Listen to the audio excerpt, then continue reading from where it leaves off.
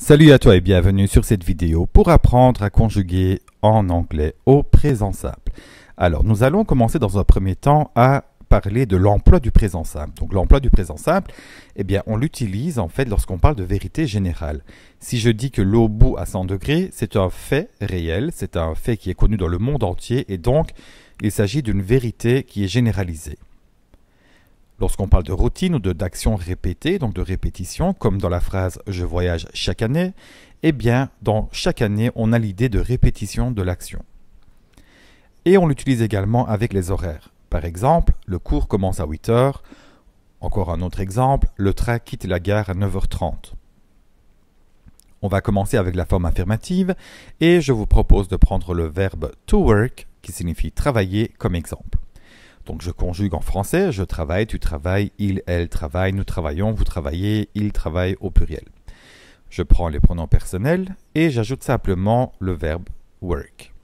Donc je le mets à toutes les personnes. Par contre, à la troisième personne du singulier, il y a une petite particularité et il s'agit donc d'ajouter un S au verbe. C'est tout ce qu'il faut savoir.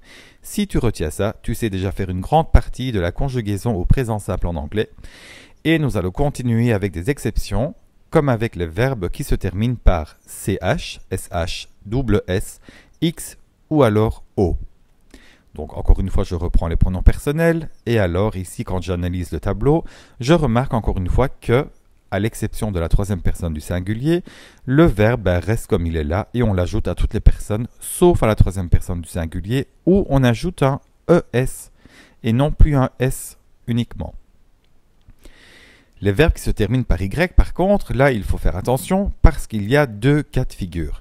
Alors, lorsque le Y est précédé d'une voyelle, donc A, E, I, O, U, Y en français, mais sachez qu'en anglais, le Y est une semi-voyelle, eh bien, à la troisième personne du singulier toujours, on ajoutera simplement un S parce qu'il y a une voyelle devant le Y. Par contre, s'il y a une consonne devant le Y, là alors le Y disparaît et est remplacé par I auquel on ajoute ES, comme dans studies. La forme négative, encore une fois on a les pronoms personnels, on va reprendre le verbe travailler comme on a commencé avec ce verbe-là. Eh bien, comme vous pouvez le voir, je le mets partout à toutes les personnes, comme il est dans l'infinitif. Par contre, on ajoute un auxiliaire qui va venir marquer la négation de la phrase, qui est traduit par do not, don't. Et là alors, à la troisième personne du singulier, le don't devient doesn't, parce qu'il a pris le S du work. Il prend le S du verbe, et donc le don't devient doesn't. Et alors sachez que don't est l'abréviation de do not, et doesn't l'abréviation de does not. Le do not et le does not sont généralement utilisés lorsqu'on rédige un email, un courriel ou une lettre. Donc c'est une manière un peu plus formelle de rédiger, d'écrire en anglais. La forme interrogative, on met d'abord l'auxiliaire, ensuite le sujet et puis le verbe à l'infinitif. Par exemple, donc l'auxiliaire, comme je vous l'ai dit, qui est do, eh bien on le met pour toutes les personnes, on met le sujet et puis on met le verbe. Donc par exemple, si je veux demander à quelqu'un « Est-ce que tu travailles ?» je lui dirai « Do you work ?» Maintenant, si dans la question il y a un mot interrogatif, par exemple « Where ?» donc « Où travailles-tu ?» Où est-ce que tu travailles où? Eh bien, je dirai « Where do you work ?»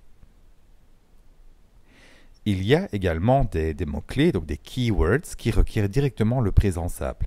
Par exemple, every day, every week, every month, every year, every weekend, never, hardly ever, sometimes, often, attention ne prononce pas le T, usually, always, et on Mondays, que je vous mets ici en exemple, mais sachez que lorsqu'on a on plus le nom d'un jour avec un S, ça signifie que c'est donc tous les lundis, dans l'exemple que je vous donne ici.